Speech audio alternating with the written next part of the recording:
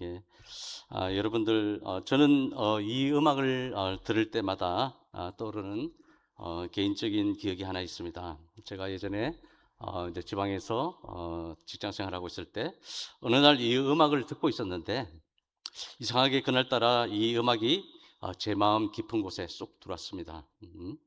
듣고 있는데 왠지 마음이 이제 뭉클해지고 어느 순간 저도 모르게 이렇게 눈물을 이렇게 흘리고 있었어요. 왜 그렇게 눈물이 났는지 그때는 정확하게 잘 알지 못했어요. 제가 나라를 잃은 것도 아니고 고향에서 쫓겨난 것도 아니고 바벨론 포로 같은 삶을 살아본 것도 아닙니다. 그런데 이 음악 속에 흐르는 어떤 깊은 그리움, 그리고 돌아가고 싶지만 돌아갈 수 없는 사람들의 마음이 제 마음을 건드렸던 것 같습니다. 그 오페라 한 장면 한 장면 보면은 배우들이 각기 여러 모습을 하고 있습니다. 어떤 사람은 누워서 찬양을 하고, 또 어떤 사람은 서서 하고, 아기를 안고 하기도 하고, 뭐 이렇게 자연스럽게 그 배우들의 그 연기력이 뛰어나서 그런 것만은 아니었던 것 같습니다. 어, 오늘 시편 137편을 묵상하면서 그때 흘렸던 눈물이 다시 생각났습니다. 그리고 이런 생각이 들었습니다. 나는 이 음악을 들으며 눈물을 흘렸는데 오늘 본문의 사람들은 실제로 바빌론 강가에서 앉아서 울었구나. 오늘 본문 1절입니다. 우리가 바벨론의 여러 강변 거기에 앉아서 시온을 기억하며 울었도다. 그들은 나라를 잃었습니다. 그리고 고향도 잃었습니다. 예루살렘을 잃어버렸습니다. 성전을 잃어버렸습니다. 그런데 단순히 그들이 울었다고만 말씀하고 있지 않습니다. 시온을 기억하며 울었도다. 여기에 오늘 말씀에 중요한 단어가 있습니다. 바로 기억입니다. 기억.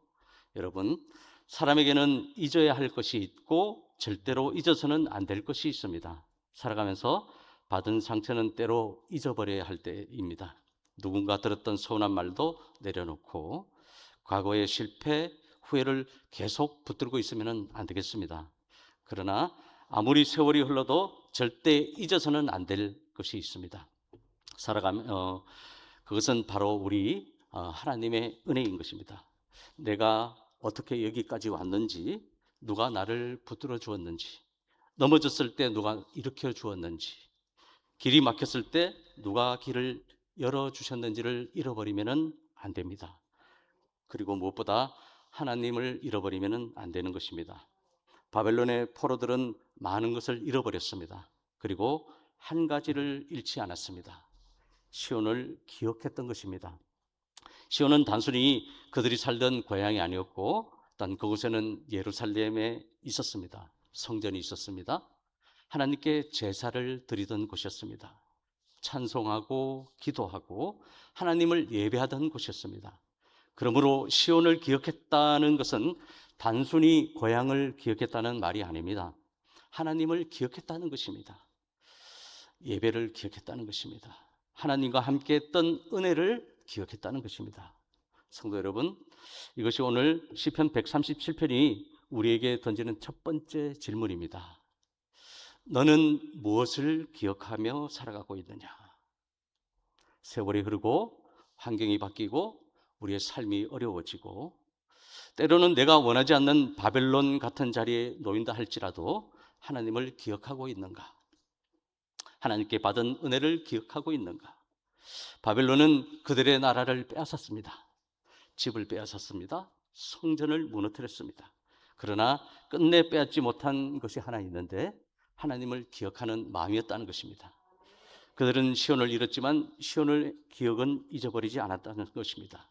오늘 시편 137편은 바로 이 기억에서 시작되는 말씀입니다. 그러면 바빌론 강가에 앉아 시온을 기억하며 울었던 이들의 눈물을 통해 하나님께서는 오늘 우리에게 무엇을 말씀하고 계시는지를 함께 살펴보고자 합니다. 오늘 말씀에 그곳에서도 하나님을 기억하고 있는가? 오늘 본문을 통해 세 가지 말씀을 함께 나누고자 합니다. 첫 번째, 눈물의 자리에서도 하나님의 은혜를 기억하십시오. 두 번째, 세상의 요구 앞에서도 우리의 찬송을 지키십시오. 그리고 세 번째, 하나님을 가장 큰 기쁨으로 삼으십시오라는 세 가지 말씀을 함께 나누고자 합니다. 눈물의 자리에서도 하나님의 은혜를 기억하십시오. 시편 137편 1절에서 2절입니다. 우리 같이 한번 읽어볼 수 있을까요? 1절 2절입니다. 시작. 우리가 바벨론의 여러 강변 거기에 앉아서 시온을 기억하며 울었도다. 그 중에 버드나무에 우리가 우리의 수금을 걸었나니. 여러분, 본문에는 아주 인상적인 표현이 있는데 거기에 앉아서입니다. 그들은 바벨론 강가에 앉아 있었습니다. 더 이상 갈 곳이 없는 것처럼 보입니다. 무엇인가를 다시 시작할 힘도 없습니다. 그저 강가에 앉아서 그리고 울었습니다. 그런데 성경은 그들이 왜 울었는지 분명히 말하고 있습니다. 시온을 기억하며 울었도다. 기억했기 때문에 울었습니다. 시온을 생각하니 예루살렘이 떠올랐고 예루살렘을 생각하니 성전이 떠올랐습니다. 성전을 떠올리니 어떤 예배가 떠올랐고 함께 찬송했던 시간이 떠올랐습니다. 절기를 따라 기쁨으로 예루살렘에 올라가던 그 시간들이 또한 생각이 났고 그때는 그것이 그렇게 귀한 것인 줄 몰랐습니다. 언제나 늘 있어 왔던 것이기 때문에 그렇습니다. 언제든 성전에 갈 수 있었고 언제든 함께 찬송할 수가 있었습니다. 그런데 이제 그것을 잃어버렸습니다. 잃고 나니 비로소 깨닫습니다. 그때가 은혜였구나. 은혜에 익숙해지면 은혜를 잊어버립니다. 여러분, 사람에게는 또한 이상한 습성이 있는데 처음에는 감사했던 것도 반복되면은 또한 당연하게 생각이 되어지고 또한 아침에 눈을 뜨는 것, 그리고 두 발로 걸어 다니는 것, 가족과 함께 밥을 먹는 것, 그리고 일할 수 있는 것, 그리고 주일이면은 교회에 나와서 또한 예배 드리는 것. 처음에는 너무나 그 감동스럽고 감격스러웠습니다. 그런데 익숙해지면은 이거는 그냥 당연하게 이루어지는 그 일상이라고 그렇게 생각이 되어집니다. 그러나 사실 당연한 것은 하나도 없습니다. 건강을 잃어본 사람은 또 압니다. 아무 아픔 없이 하루를 보내는 것이 얼마나 큰 은혜인지를 압니다. 사랑하는 사람을 떠나보낸 사람은 또 알고 있습니다. 함께 밥 먹고 이야기했던 평범한 저녁이 얼마나 큰 선물이었는지를요. 경제적인 어려움을 지나본 사람은 또 압니다. 평범하게 일하고 생활할 수 있었던 것이 얼마나 감사한 일인지. 우리 신앙생활도 마찬가지입니다. 주일이면 교회 문이 열려 있습니다. 찬송할 수 있습니다. 기도할 수 있습니다. 그리고 성경을 펼칠 수 있습니다. 하나님의 말씀을 들을 수 있습니다. 옆에 함께 드리는 믿음의 성도들이 있습니다. 이것이 당연한 것 같지만은 결코 당연한 것이 아닙니다. 이 모든 것이 하나님의 은혜인 것입니다. 이스라엘 백성들은 예루살렘에 있을 때 그 은혜를 잊어버렸습니다. 그러나 바벨론에 와서야 그 은혜를 기억하기 시작했다는 것입니다. 고난은 때때로 우리의 기억을 또한 깨우고 있습니다. 그렇다고 해서 고난 자체가 좋은 것이라는 것이 아닙니다. 성경은 고난을 미화하지도 않고 오늘 본문도 그들의 눈물을 감추지 않았습니다. 울었도다. 믿음이 있다고 눈물이 없는 것이 아니고 믿음이 좋다고 아프지 않는 것이 아닙니다. 성도도 사랑하는 사람을 잃어버리면 웁니다. 그리고 병들면 힘이 듭니다. 그리고 사업이 어려워지면 걱정이 됩니다. 성도도 자녀 문제 앞에서는 가슴이 무너지고 또한 그러나 믿음의 사람에게는 한 가지 중요한 차이가 있습니다. 눈물을 흘리면서도 하나님을 기억한다는 것입니다. 그리고 버드나무에 걸린 수금입니다. 2절입니다. 그 중에 버드나무에 우리가 우리의 수금을 걸었나니. 수금은 찬양의 악기입니다. 그런데 수금이 손에 있지 않습니다. 나무에 걸려 있습니다. 노래할 마음이 없기 때문입니다. 여러분, 우리 인생에도 수금을 나무에 걸어놓는 날이 있습니다. 기도가 나오지 않을 때도 있고 찬송이 입에서 나오지 않을 때도 있습니다. 교회는 왔지만 마음이 완전히 무너져서 또한 이렇게 낙심되어질 때도 있습니다. 다른 사람은 기쁘게 찬송을 하는데 나는 눈물만 나는 때도 있습니다. 그런 사람에게 너무 쉽게 믿음이 없어서 그렇다 이렇게 말해서도 안 됩니다. 성경은 그들의 눈물을 정죄하지 않고 하나님께서 우리의 눈물을 알고 계십니다. 시편 56편 8절에 다윗은 하나님께서 자신의 눈물을 주의 병에 담으신다고 고백합니다. 하나님은 우리가 흘린 눈물을 모르시는 분이 아니라 여기서 한 가지 중요한 것이 있습니다. 수금을 내려놓았다고 하나님까지 내려놓아서는 안 된다는 것입니다. 찬송할 힘이 없어도 하나님을 기억하고 기도할 말이 없어도 단 하나님 앞에 앉아 있는 것, 그리고 말씀이 마음에 들어오지 않는 것 같은 날에도 말씀을 놓지 않는 것.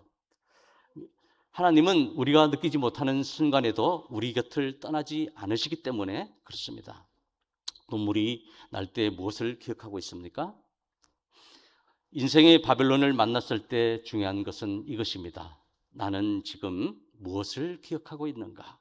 상처만 기억하면 원망이 자라고 실패만 기억하면 절망이 깊어집니다. 나를 힘들게 한 사람만 기억하면 미움이 자라고, 또한 그러나 하나님의 은혜를 기억하면 다시 일어날 힘이 생깁니다. 지나온 세월을 한번 이렇게 돌이켜 보십시오. 내가 여기까지 어떻게 왔습니까? 내 힘만으로 왔습니까? 아닙니다. 넘어질 때 붙잡아 주셨고, 길이 막혔을 때 또한 다른 길을 열어주셨습니다. 기도하지 못할 때는 누군가 나를 위해 기도하게 해 주셨습니다. 내가 알지 못하는 순간에도 하나님께서 지켜주셨습니다. 그러므로 지금 눈물이 있다면 그 눈물 속에 이 은혜를 기억하십시오. 그리고 지금 평안하다면 그 평안 속에서 하나님을 기억하십시오. 그리고 시편 3절에서 4절 말씀에 세상의 요구 앞에서도 우리의 찬송을 지키십시오라는 소제목이 있습니다. 누가 노래를 요구하고 있습니까? 3절은 그냥 지나가서는 안 되는 말씀입니다. 이는 우리를 사로잡은 자가 거기서 우리에게 노래를 청하며 우리를 황폐하게 한 자가 기쁨을 청하고 자기들을 위하여 시온의 노래 중 하나를 노래하라 함이로다. 본문은 노래를 요구한 사람들을 두 가지 표현으로 설명하고 있습니다. 첫 번째, 우리를 사로잡은 자, 그리고 우리를 황폐하게 한 자. 이 사람들은 누구입니까? 이스라엘 백성을 포로로 끌고 온 사람들입니다. 예루살렘을 무너뜨린 사람들입니다. 삶의 터전을 황폐하게 만든 사람입니다. 바로 그 사람들이 이제 포로들에게 말합니다.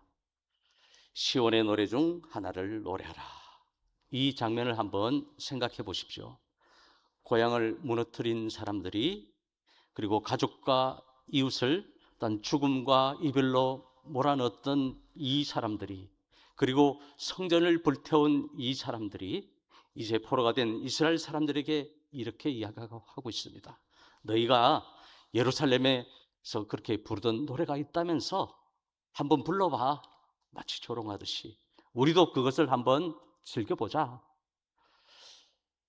본문은 특별히 이렇게 표현합니다. 우리를 황폐한 자가 기쁨을 청하고.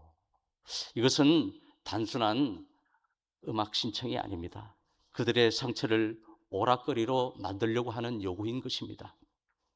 포로들의 슬픔을 자기들의 흥미거리로 만들려는 것입니다. 그리고 그 배후에는 이런 조롱도 담겨 있는 것입니다. 너희가 그렇게 찬양하던 하나님은 어디 있느냐? 예루살렘도 무너졌는데 아직도 그 하나님을 찬양하고 있느냐? 그러니 이 요구가 얼마나 잔인하게 다가옵니까? 시온의 노래는 오락을 위한 노래가 아니었습니다. 더 중요한 것이 있습니다. 바벨론의 사람들이 요구한 것은 아무 노래가 아니었습니다. 시온의 노래였던 것입니다. 시온의 노래는 단순한 민요가 아니고 하나님의 구원을 노래를 하는 찬송입니다. 하나님의 언약과 은혜를 고백하는 노래입니다. 예배의 노래입니다. 하나님께 드려야 할 거룩한 찬송을 바벨론 사람들은 자기들의 흥을 위한 오락거리로 만들려고 했습니다. 그래서 이스라엘 백성은 4절에서 말합니다. 우리가 이방 땅에서 어찌 여호와의 노래를 부를까? 이것을 오해해서는 안 됩니다. 이제 우리는 하나님을 찬양하지 않겠다는 뜻이 아닙니다. 오히려 반대의 뜻입니다. 찬송을 포기하는 것이 아니라 찬송의 거룩함을 지키겠다는 것입니다. 이 노래는 너희의 오락거리가 아니고 이 노래는 하나님께 드리는 것이다. 우리의 신앙을 너희의 조롱거리로 내어줄 수 없다는 그들의 고백인 것입니다. 이 거룩함이란 무엇입니까? 여기에 중요한 신앙의 원리가 있습니다. 거룩함은 하나님의 것을 하나님의 것으로 지켜가는 것입니다.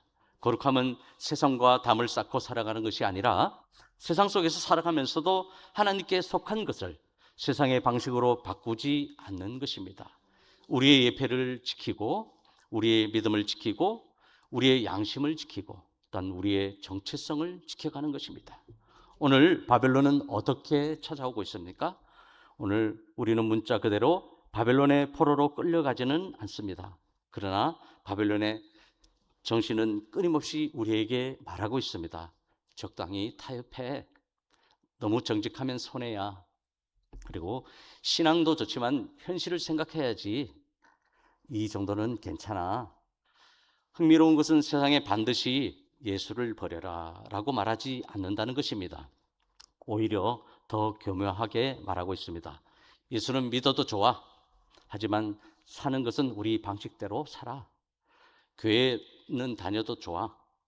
괜찮아. 그러나 돈과 믿음이 충돌하면 돈을 선택해. 예배는 드려도 괜찮아. 그러나 성공과 신앙이 충돌하면 성공을 선택해라. 성경 말씀도 믿어라. 그러나 사람들의 평가와 하나님의 말씀이 충돌하면 사람들의 평가를 더 중요하게 생각하라. 바로 이것이 오늘날 바벨론의 요구입니다. 그러므로 성도 여러분, 우리 자신에게 이렇게 물어봐야 됩니다. 나는 지금 누구의 노래를 부르고 있는가?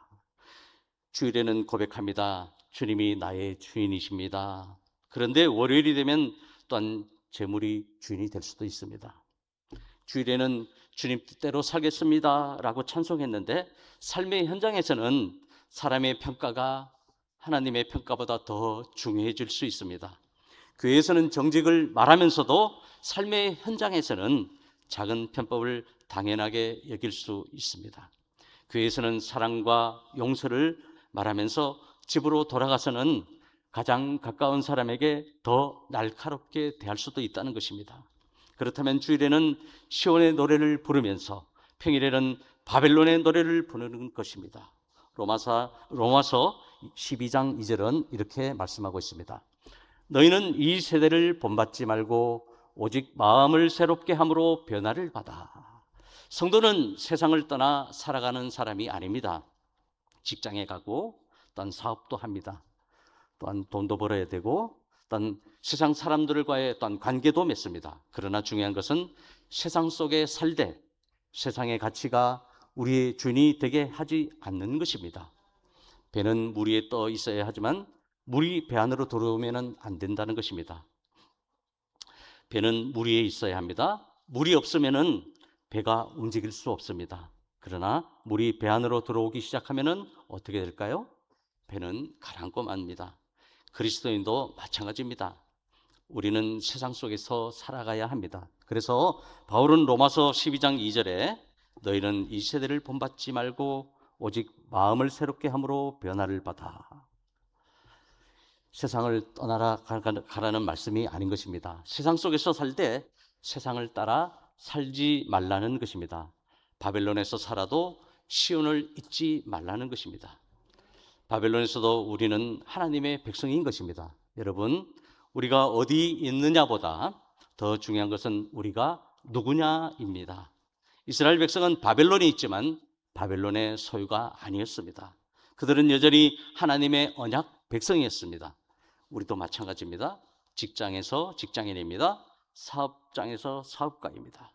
그리고 가정에서는 남편이고 아내이며 부모입니다. 사회에서는 한 사람의 어떤 시민이기도 합니다. 그러나 그 모든 정체성보다 먼저 우리는 하나님의 사람인 것입니다. 그러므로 손해가 온다고 믿음을 팔지 말고 사람에게 인정받기 위해 신앙을 부끄러워하지 마십시오. 형편이 어렵다고 정직을 포기하지 말고 세상이 우리의 찬송을 바꾸게 하지 마십시오. 바벨론에서도 하나님의 백성답게 살아가고 환경이 우리의 믿음을 결정하는 것이 아니고 하나님께 속한 우리의 정체성이 우리의 삶을 결정해야 한다는 것입니다. 다음은 시편 137편 5절에서 6절입니다. 우리 5절, 6절 한번 같이 읽겠습니다. 시작. 예루살렘아, 내가 너를 잊을진대 내 오른손이 그의 제주를 잊을지로다. 내가 예루살렘을 기억하지 아니하거나 내가 가장 즐거워하는 것보다 더 즐거워하지 아니할진대 내 혀가 내 입 천장에 붙을지로다. 아멘. 가장 위험한 것은 바벨론에 익숙해지는 것입니다. 여러분, 포로 생활에서 가장 위험한 것은 무엇이었을까요? 처음에는 모든 것이 힘들었을 것입니다.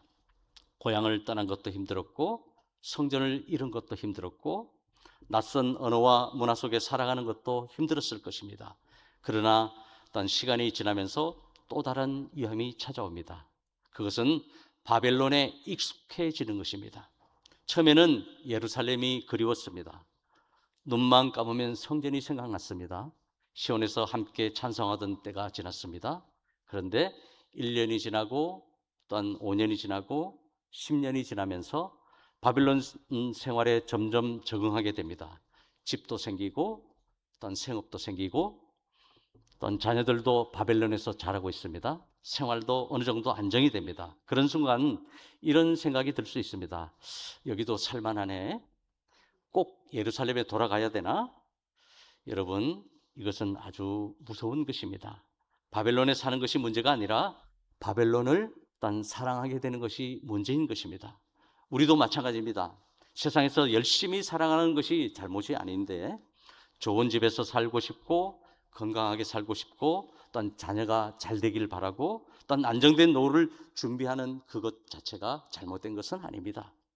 그러나 어느 순간 그것들이 하나님보다 더 중요해진다면 그것이 문제라는 것입니다.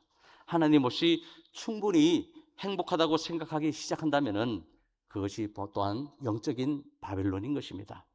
그래서 오늘 본론에서 내가 너를 잊을진대 시인은 아주 강력한 표현으로 자신의 믿음을 고백하고 있습니다. 5절에서 예루살렘아 내가 너를 잊을진대 내 오른손이 그의 제주를 잊을지로다.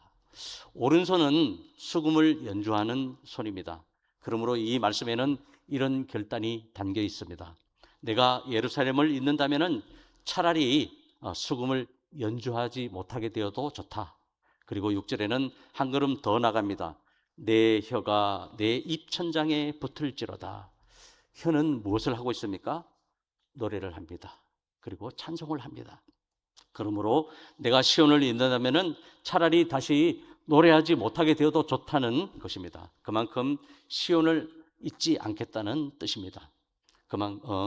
물론 예루살렘이라는 도시 자체가 신앙의 대사는 아닙니다.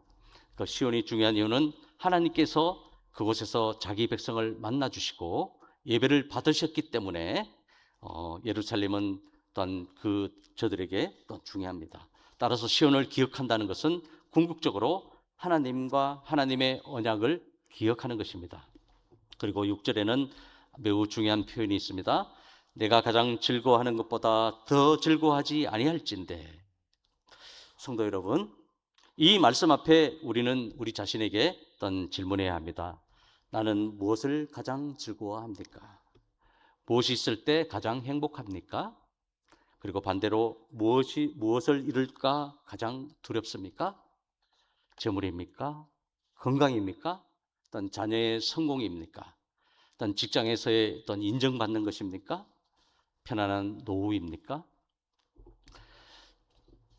이러한 모든 것들이 또한 이러한 것들도 또한 가족도 건강도 그리고 재물도 하나님께서 맡기시고 우리에게 주신 선물입니다.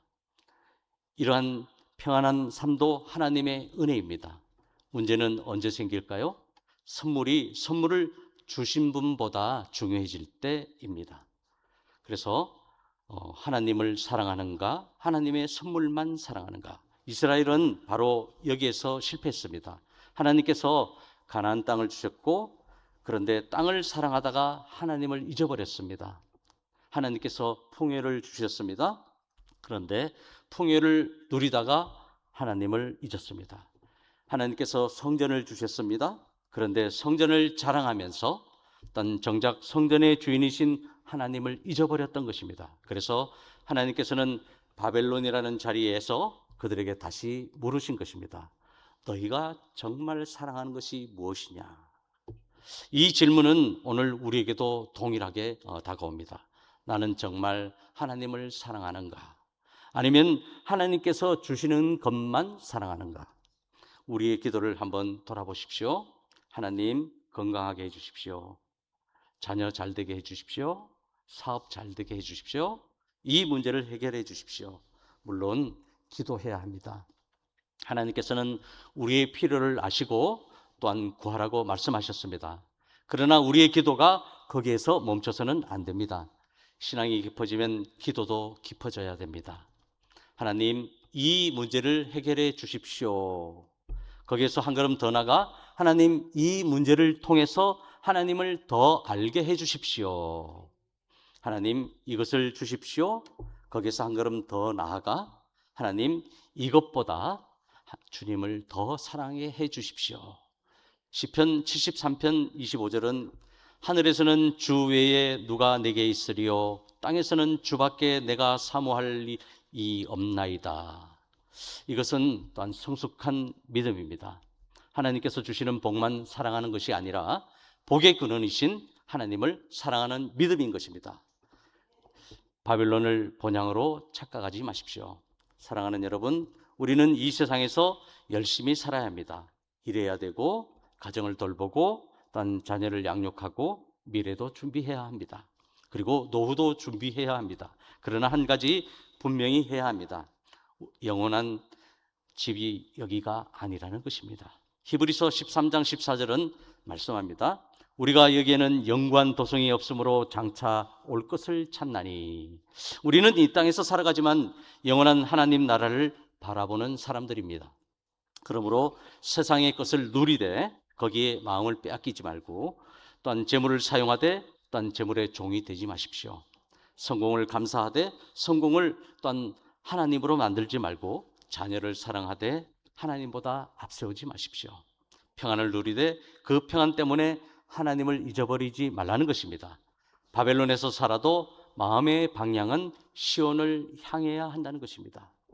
오늘 전체 말씀을 떤 결론합니다. 사랑하는 여러분, 오늘 말씀의 장면을 한번 마음속에 그려보십시오.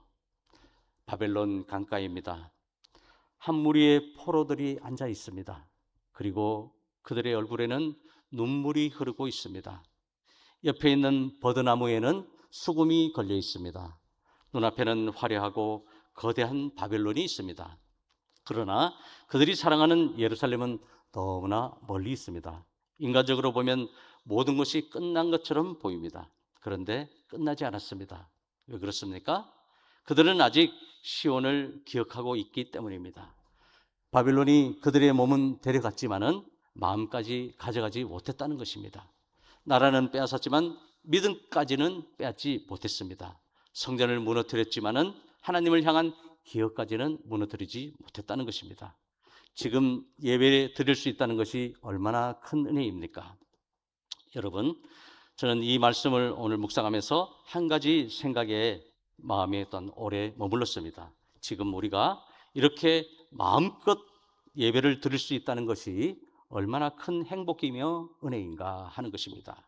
우리가 주일에 교회를 나오고 주일에 교회를 온다고 해서 누가 막아서지는 않지 않습니까? 성경을 들고 교회에 온다고 해서 잡아가는 사람도 없습니다. 마음껏 찬송할 수 있습니다. 소리내어 기도할 수 있습니다. 성경을 펼쳐 하나님의 말씀을 들을 수 있습니다. 새벽에도 원하면은 교회에 나와 기도할 수 있습니다. 사랑하는 성도들과 함께 하나님을 찬양합니다. 오늘 우리가 너무 평범하게 드리는 이 예배가 시편 137편의 사람들에게는 간절한 소원이었습니다. 그들은 성전에 가고 싶어도 갈 수 없었고 예루살렘에 올라가고 싶어도 갈 수가 없었고 시온에서 마음껏 찬송하고 싶어도 그럴 수 없었습니다. 그래서 바벨론 강가에서 시온을 기억하며 울었습니다. 그 말씀을 생각하면 오늘 우리가 드리는 이 예배가 얼마나 감사합니까? 전쟁의 포화 속이 아니라 평화 가운데, 그리고 누구의 방해도 받지 않고 교회 문을 열고 들어와 찬송하고 기도하고 하나님의 말씀을 들으며 예배를 드릴 수 있습니다. 그것이 얼마나 큰 행복입니까? 그런데 한편으로는 또한 마음이 아픕니다. 이렇게 귀한 예배의 자료를 누리면서 그 은혜를 모르고 살아갈 때가 있기 때문입니다. 예배를 드릴 수 있는데 예배를 가볍게 여기고, 찬송할 수 있는데 하지 않고, 또한 기도할 수 있는데, 말씀을 들을 수 있는데 가까이 하지 않습니다. 바벨론 강가의 백성들은 예배하고 싶어도 또한 예배할 수 없어 울고, 우리는 얼마든지 예배할 수 있으면서도 예배의 가치를 잊고 살아갈 때가 있습니다. 그러면 우리의 문제가 은혜가 없는 것이 아니라 은혜에 너무 익숙해져서 은혜인 줄 모르는 것인지 모릅니다. 오늘 교회 문을 열고 들어온 것 이 자체가 우리의 은혜인 것입니다. 우리의 찬송이 은혜입니다. 두 손 모아 기도할 수 있는 것 또한 은혜, 그리고 성경을 펼칠 수 있는 이것 또한 은혜, 하나님의 말씀을 들을 수 있는 이것이 은혜인 것입니다. 나와 함께 예배드리는 믿음의 공동체가 있다는 것, 이것 또한 은혜입니다. 그러므로 단 지금 이러한 모든 것들을 하나님 앞에 감사하는 저와 여러분들이 되기를 축복합니다. 예, 오늘 또한 이렇게 말씀들을 기억하면서 우리 다 같이 한번 합심해서 기도하기를 원합니다. 오늘 이 말씀을 이렇게 생각하면서 예수의 이름으로 충만할지어다, 충만할지어다 외치고 다 같이 한번 기도하겠습니다. 예수 그리스도 이름으로 충만할지어다, 충만할지어다, 충만할지어다. 사랑과 은혜